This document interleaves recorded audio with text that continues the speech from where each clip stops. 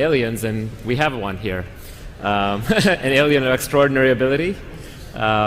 Most of you probably know a little bit about Vitalik. I'm not going to go through his whole bio. That's what Google's for. But just as a quick, interesting background or note, I discovered cryptocurrencies in 2013. And for me, they were a brain virus is kind of the best way to describe it. When you first understand the concept, it's sort of all you can think about.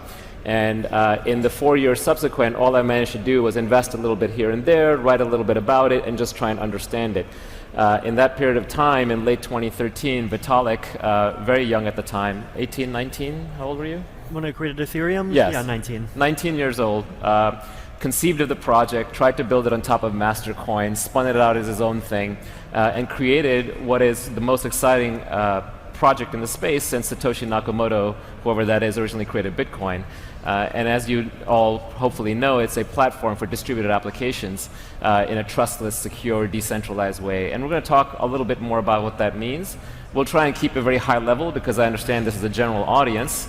But yeah, without further ado, here's Vitalik. And we're going to talk a little bit about Ethereum. So please give him a big welcome.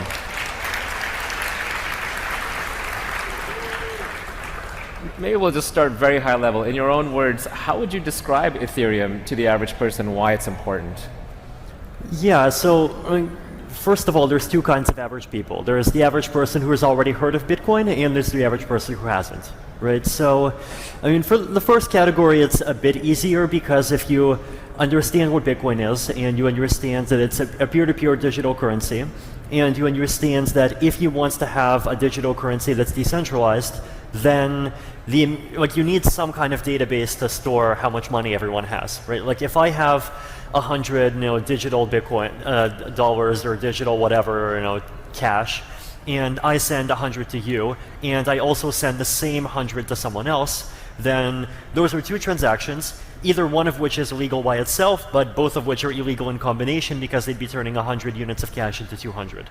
And this is the classic double spending problem, and in order to solve it, you basically need to have some system that keeps track of, have these coins already been spent? How much money do I actually have at any given time? How much money do I have the right to spend at any given time? And you can very easily do this with a centralized server, but if you want to do this in a way that's decentralized, which is, Bitcoin's original point in the spirit of things like BitTorrent, it's actually a very hard computer science problem to figure out how to do it. And Satoshi Nakamoto probably came up with the first solution that, really is practical in this kind of open permissionless context, which is, the Nakamoto blockchain. And that was where, the idea of blockchain technology in general came from. Now, where Ethereum comes from is basically you take that idea, the idea that you can use what I call cryptoeconomics, so a combination of cryptographic algorithms, things like hashing and digital signatures, and the kinds of economic incentives that keep systems like Bitcoin going, and use them to create these kind of decentralized networks with memory, so these kind of decentralized database-like things for a whole bunch of other applications as well. Right, so around 2013, people started realizing really that these blockchains are usable for much more than peer-to-peer digital currency.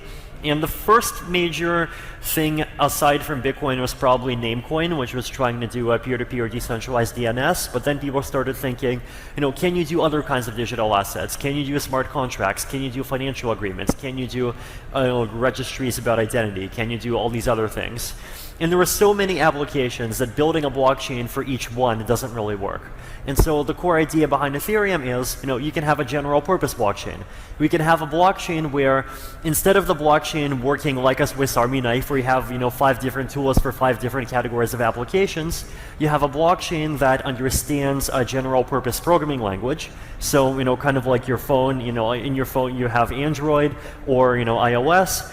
And inside of Android or inside of iOS, you can have apps. The apps are written in whatever programming language they're written in. Anyone can create an app. Anyone can download an app and run it. So that was the kind of general purpose flexibility I was trying to bring to the blockchain world.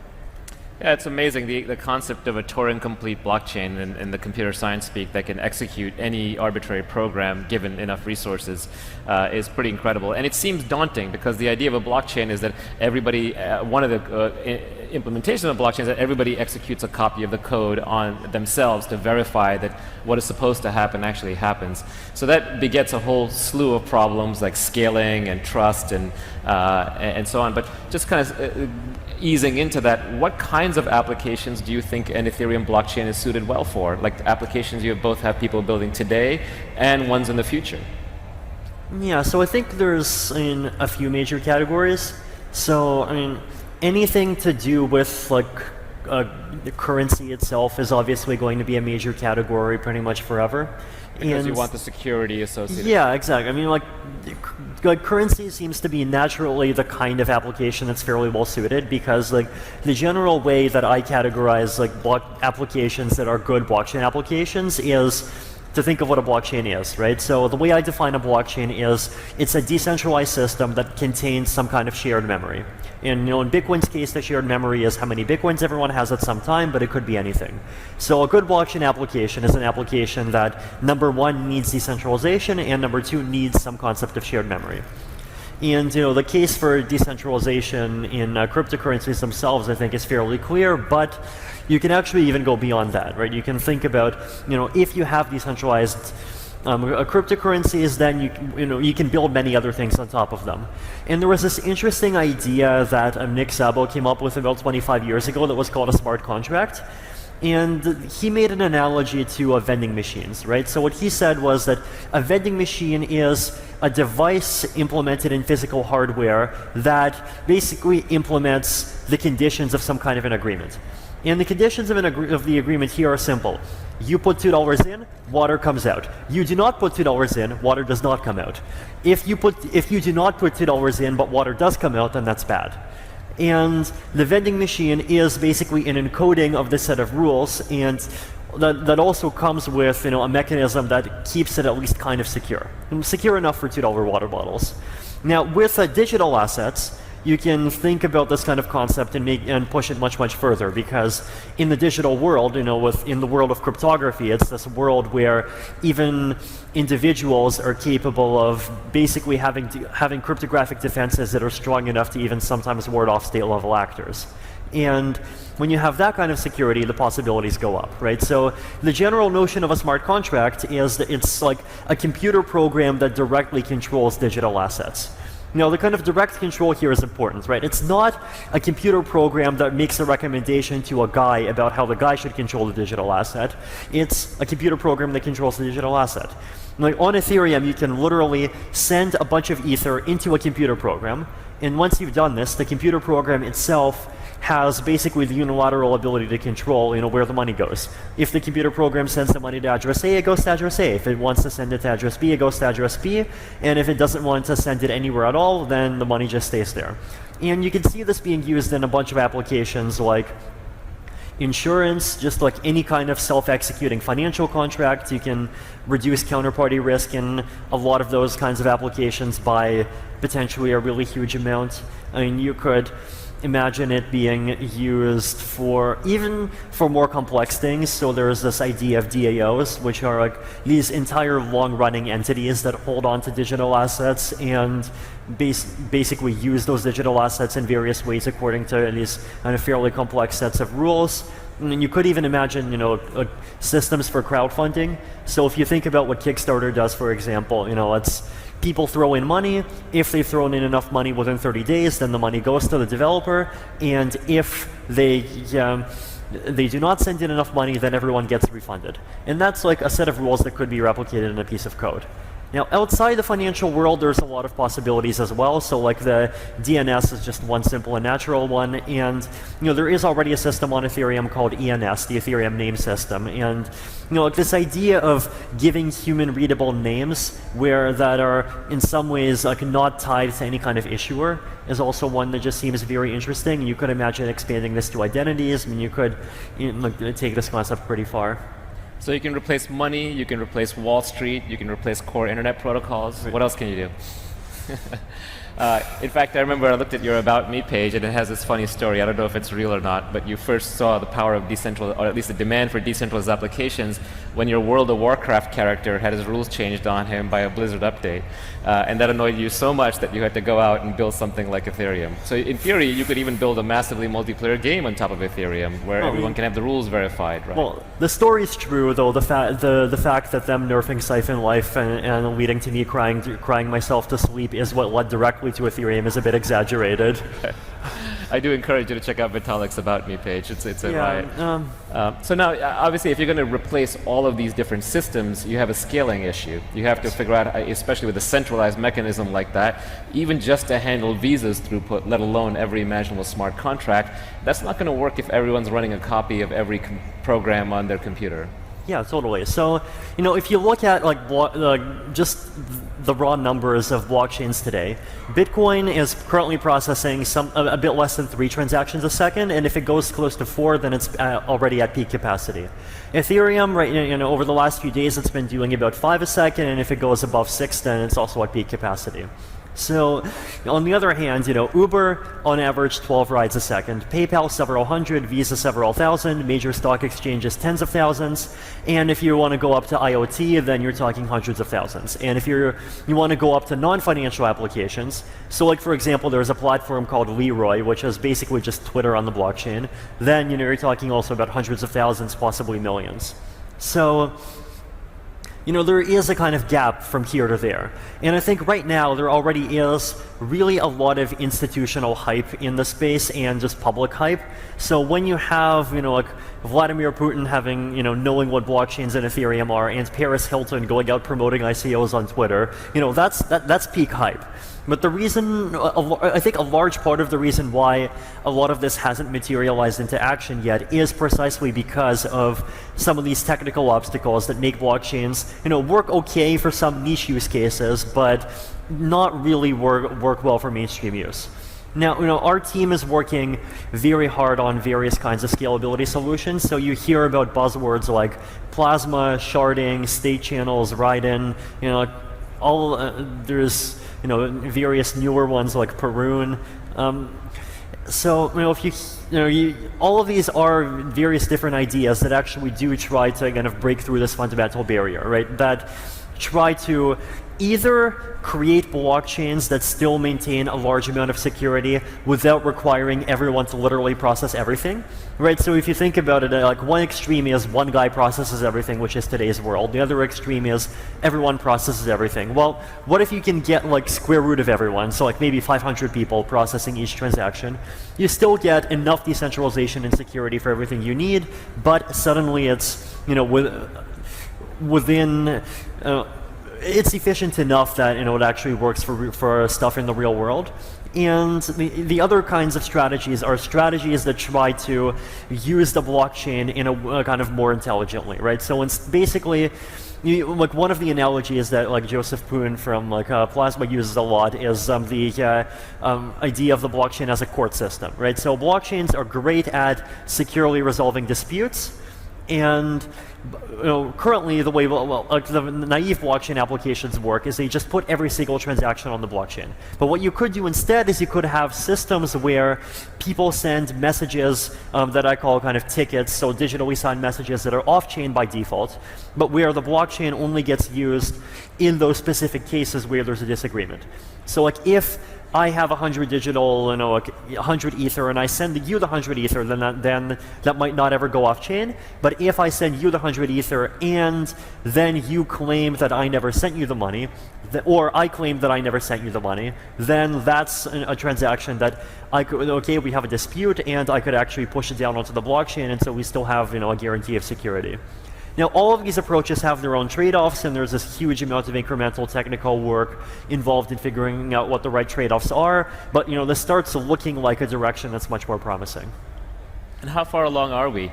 How long until you think that maybe we can scale to, as you said, hundreds of concurrent users? How many until we can replace Visa? How many until we can replace AWS? I mean, for things like Visa, I think definitely, I would say a couple of years. So maybe 1 year when we start seeing like prototypes that have, like a low security level, but are still, secure enough for like major organizations to start just doing proof of concepts on. And a couple more years for all these solutions to really hit the mainstream.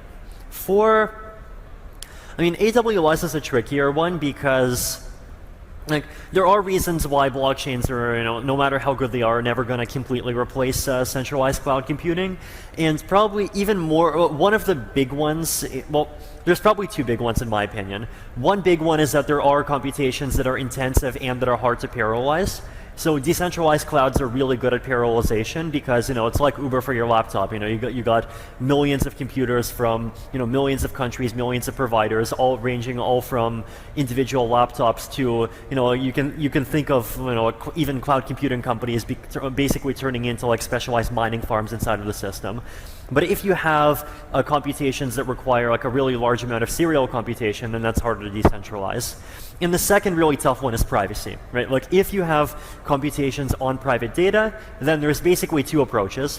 One of them is to make sure the computations are only done on hardware that you trust, and the second one is to use fancy cryptography. So you might have heard of buzzwords like homomorphic encryption and distinguishability obfuscation to do the computations. But then if you do that, then those tends to carry very serious computational efficiency trade-offs.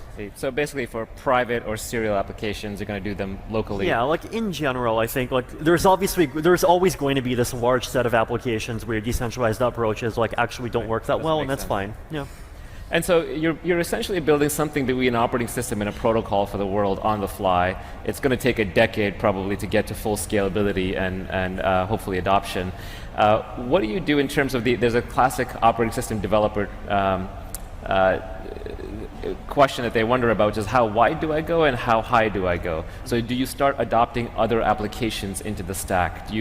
All these people are doing ICOs, they're building layer 2 tokens on top of Ethereum. Do you see Ethereum adopting any of their functionalities, or does it stay as a broad, wide underlying layer? Like one of Ethereum's slogans right from the start has actually been, we have no features. Right, so like a lot of the other projects are definitely going in that direction. They're saying, oh, we support this new class of transaction for issuing a token. Oh, we support this new class of transaction that issues an ICO. And look, you can have your 5 parameters with like a cap, like period, like type of auction or whatever.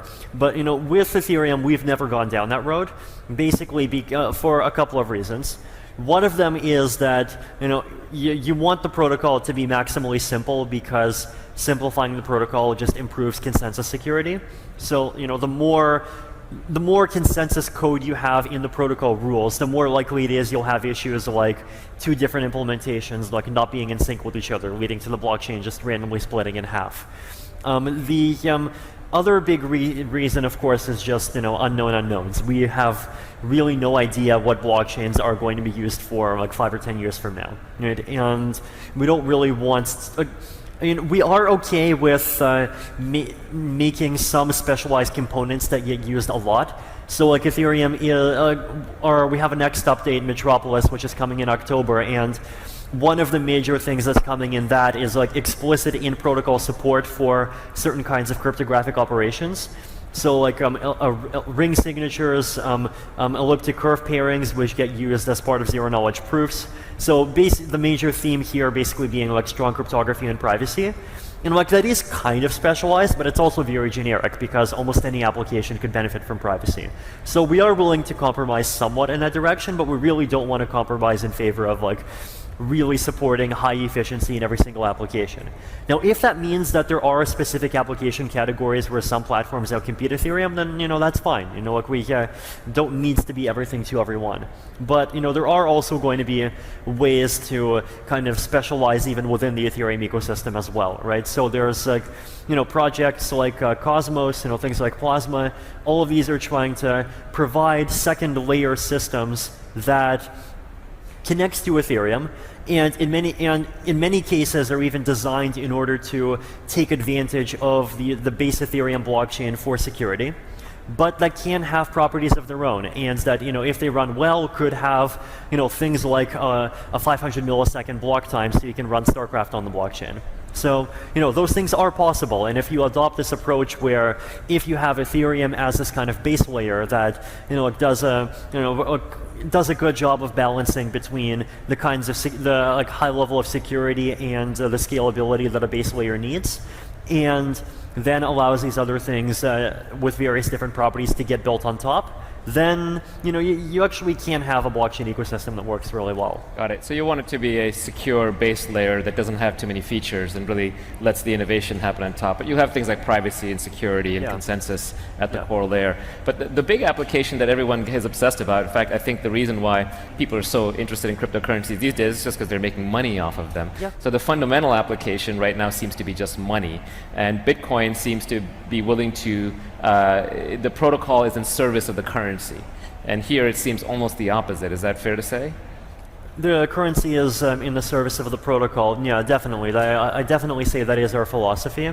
Although, I mean, yeah, like it's definitely the case that there's a lot of adoption purely because of people's speculative interest. But then, on the other hand, that's not, that has a bad side and a good side, right? And I think one of the good sides really is that, in part because of this, there actually is a lot more interest in the possible social benefits of the decentralized technology than there are in many of the other approaches that have been tried over the last decade. If you look at diaspora, great idea, ended up failing completely, right? And a lot of these kind of decentralized projects tends to not work very well, and in a large part because basically lack of funding and just lack of a kind of good incentive for actually building out the infrastructure. Whereas here in the cryptocurrency land, there's a lot of money, and at least that one particular problem can be solved. Right. So now, because we've married the economics to the crypto, the incentive issues are solved, and economic incentives can unite people in a way that pure politics cannot. Yeah, I mean, crypto is really ultimately all about incentives on multiple levels, from the community all the way down to, the security of the consensus protocol. You just cannot reason about security of, blockchain consensus protocols without reasoning about economics. It's not about if half of these people are honest, then we can prove the system is secure, or if Magic Bob in the sky is honest, we know the system is secure. The system is secure because we have mathematical proofs that say if the system breaks, then the guy who did it loses $100 million. Right, so that's what we mean by crypto economics, combining together this kind of cryptography, mathematical proofs, and economic game theory reasoning all together. So if you assemble all this together, it used to be in God we trust, then it used to be in nation states we trust. Now it's going to be in math we trust. Yeah. Are the nation states going to take this lying down? You just came back from China. You saw what's happening there. Yeah, I mean, it's in the way that traditional political, just economic powers are going to respond to all of this is definitely going to be I think a big part of the story over the next few years. It is, ultimately it really does disrupt traditional power structures. And whether it's Washington, New York, or Silicon Valley, it really does pose serious challenges to the way that things are working now. But on the other hand, it's one of the things we've learned actually is that a lot of the people, even inside these power structures, seem not all of them, but at least some of them seem quite friendly to these ideas of disruption. There definitely are plenty of JP Morgan employees who are really excited about the possibilities of blockchain technology, and it's the fact that you work for a large company or that you work for a government, doesn't mean that you're a hopelessly boring suit, right? One of my favorite examples of this is that in Taiwan there's a politician named Audrey Tang, and she's transgender, and she describes herself as a conservative anarchist, and yet she is the head of, I believe, the digital ministry of the Taiwanese government. right? So like these kinds of people, this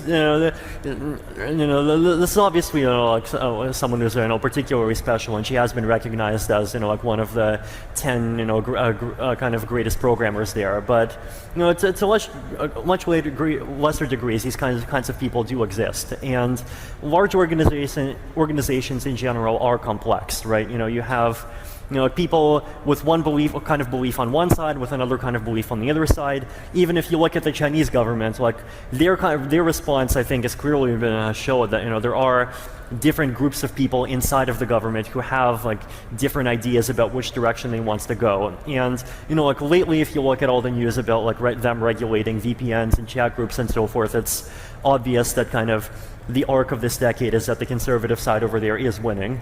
And to be fair, a lot of those things are happening in many other places in the world as well. But large organizations are definitely still diverse. It's amazing China is finding out that its financial and capital control policy boils down to its firewall policy. Yeah. So we could talk for hours. I mean, Vitalik's knowledge is incredible. Here we've just scratched the bare surface. Yeah. I encourage you to follow him on Twitter, where he's incredibly good-natured about all the trolls that are constantly attacking him. So don't be one of those people. Yeah. And learn everything you can about Ethereum, because it really is very much the future in cryptocurrency. So thank you for being with us, Vitalik, and after your short trip to China.